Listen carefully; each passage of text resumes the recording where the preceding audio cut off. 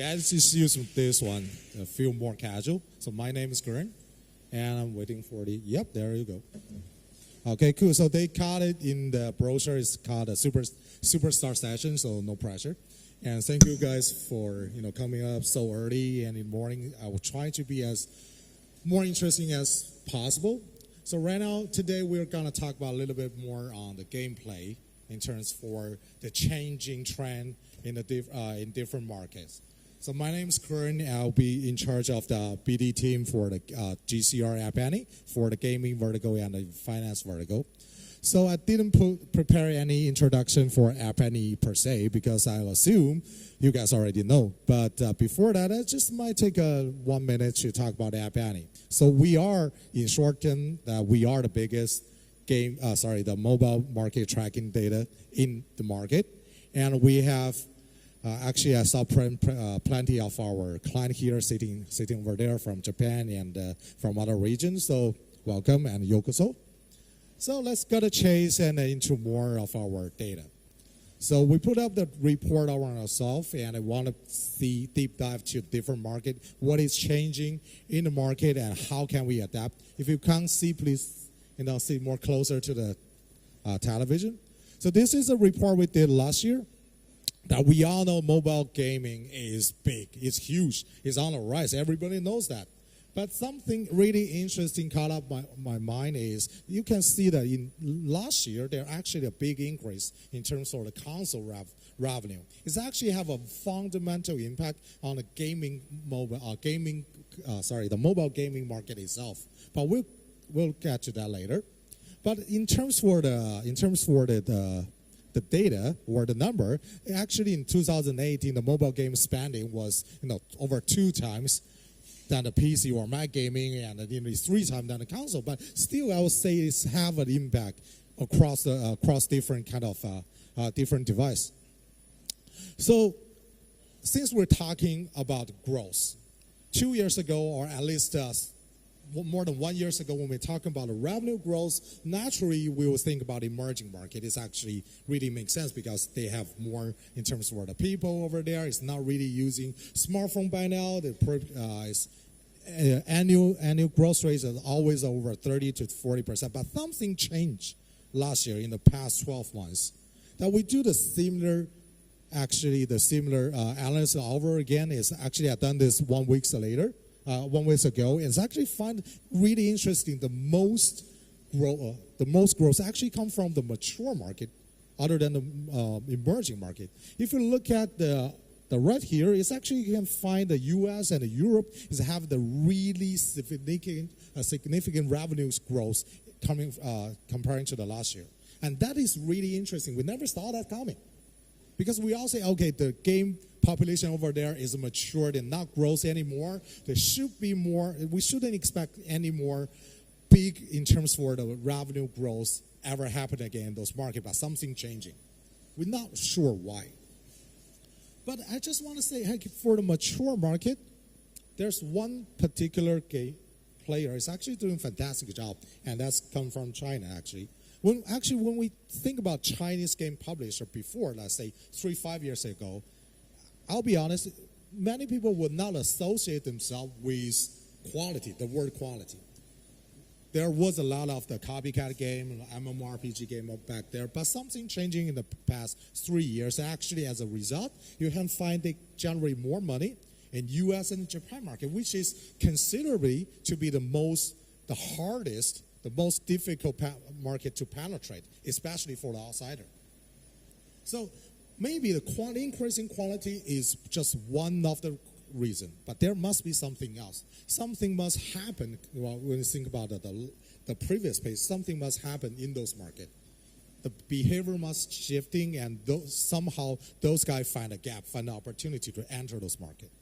So that was the biggest question when I start to prepare for this presentation. So what is happening in the latest June report we just released this week? It's actually coming from we count the top 10 China-based company to go overseas by revenue and download. If we take the revenue, take a really close look, that normally when we consider when Chinese publisher to go abroad, we will consider, okay, they will do MMORPG, they will do SLG, period, just like that.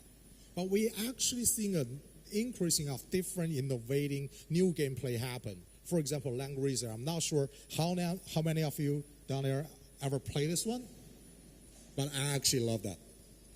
And for Idle Heroes, I'm not sure raise your hand if you see their really well-crafted advertising on Facebook for Idle Heroes. Not a single one? Are you sure you're a gamer? No, doesn't matter. But they actually have the really well-crafted gamer the advertising. I never thought it would happen to a Chinese company. It would almost feel like you are watching the advertising from Supercell or like the Clash of Clans. So it's really great. And then coming down, they will see some interesting, very new, very hard for foreigner to understand in terms of the gameplay. It's like to be the king or emperor and the beauty. It's a very Chinese stage story focused on you be a king, you have different kind of, you have 3,000 wives, this kind of crap. But people love it. People love it. Not just the Chinese public player love it. Actually, you can see the Korean user is really loving it, and also the Japan. This kind of thing never happened before. So back to the topic is something happened in the U.S. and Japan players, but we don't know why yet. So we're gonna take a deep dive in those two markets. For the U.S., well, think about it. Well, I actually talked to some investor yesterday and asked them a question. When you think about U.S. market in terms for the game, right, mobile game, what's the number? The first word come to our mind. They will say, okay, probably SLG. They're always the biggest one. And previously, we probably mentioned the ARPG. But actually, if you take the revenue breakdown by the gameplay, actually you will see the mid-core actually supported the whole U.S. revenue. That also including the casino, Switch, and others. So if we took out, for example, we take the mid-core kind of game, for example, the esports, the RPG game. RPG game is quite big in U.S. already. And Switch plus X, AVG, actually take over more than a quarter of the total game share. But think about it. How many people are actually doing those business in U.S.? I would say not a lot comparing to casino or traditional Switch or the SLG game. Then we take a more closer look at the gaming of the behavior of the player. Actually, the left side is the top MAU, and the right one is the top time spent. Okay, so there's one interesting point is if you can up close, for example, take RPG for example, it take 4% up to around 4% in terms for the total MAU. So it's not really that huge, but they actually contribute over 8% of the total time spent. So in very lame perspective, it's less out there to say that RPG player in US actually spend twice the time than average player in US. And for Switch plus X, I'm talking about stuff like Gardenscape or Homescape that's really caused a lot of fuss last year. They actually spend more time, 1.5 times than average player. And again, I'm talking about there are not a lot of company doing that in US. So there is a gap. But why is that happening? Still, we're back to our question is, why is that happening? Why US players are different? And how we analyze, how we find our own opportunity or gap. So this is something I'm really proud of. Yeah, it showed how many, what's the average session minute per user will use during one session, and also what's the frequency for the user engaged with this app. So, and I also colored up by different gameplay, so as you can see over there. So I was thinking that maybe there's a best solution for all kinds of different gameplay. So for example, if you are an RPG game provider, you might want to control your open session to somewhere near 7 to 10 minutes per session. And you want to maximum their frequency of using maybe up to over 150 times a month. But the things will be different from gameplay to gameplay. So I'll give you one really quick example. The most upper left green dot. So that's actually one of the apps I just mentioned. I'm not going to say who because they are our client and don't want to say bad things to them. So actually, they are a Chinese-based company. They're doing an RPG game. And before they launch to US, they say, hey, I'm the hardcore gamer. I'm pretty sure US have enough hardcore gamer to support my revenue. And this dot, I'm not sure if you can see that. That's their direct competitor in US. They are showing two opposite kind of using pattern in US. And by revenue, we all think, oh, this one have the biggest revenue impact. So maybe you want to change your gameplay a little bit to make it a little bit lighter so that people can actually play more time to get more engaged so the retention is better. But well, they will say, I feel pride for my own game. I don't want to change anything. And what happened is right now the revenue of this game is actually 3 times or 2 times than that one. So that's actually the facts that you should change your gameplay based on different positioning you are in those markets. So that's for US. And we move to Japan. Maybe it's different, maybe it's the same, I'm not sure.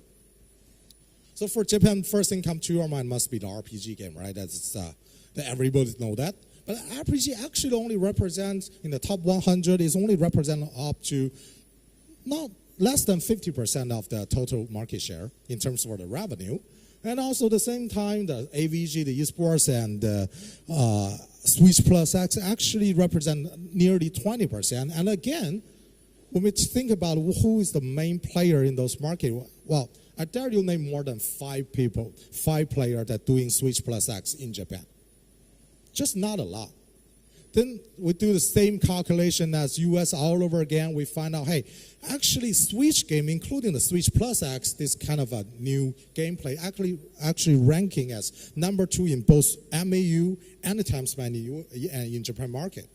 But yet again, I can only think about up to 5 main players in those markets, in that particular market. Maybe Line, maybe King and Playrix. That's about it. So even for Japan, that there's a gap in a very mature market. There is a place that not a lot of attention and competition is going on, and still they represent a huge part of the market size. So why is that? And why people not really looking into it?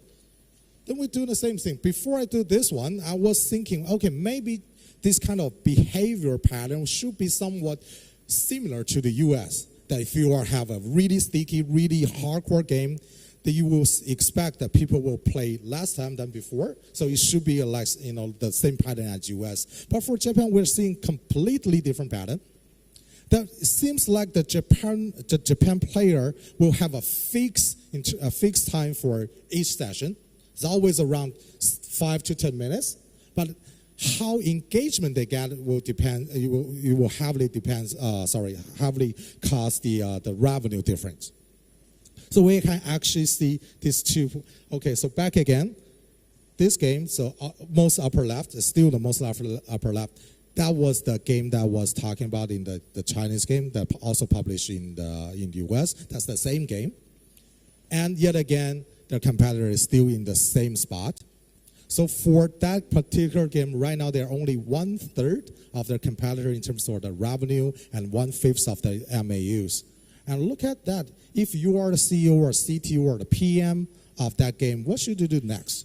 It's actually pretty common. You want to lower the time span, the average session, because it's just too heavy. It's twice heavy than the average using pattern. Something wrong with the app, do something about it. So back to my title. Right now we are entering a stage that for different market, different gameplay will have their unique using pattern that you will find your most comfortable and position to maximize your revenue impact. So I will skip this part and my time is up. So back to that is actually because of this changing of the pattern, actually it's really hard for the local publisher, I would say. Because your most familiar player that you used to know are something different now. And you open the opportunity for the outsider to join in the competition. So I will really urge you guys to really look at your player, look at the whole market to find what you're gonna do. How should you optimize your game in the near future? So that's my part, and I thought, thank you.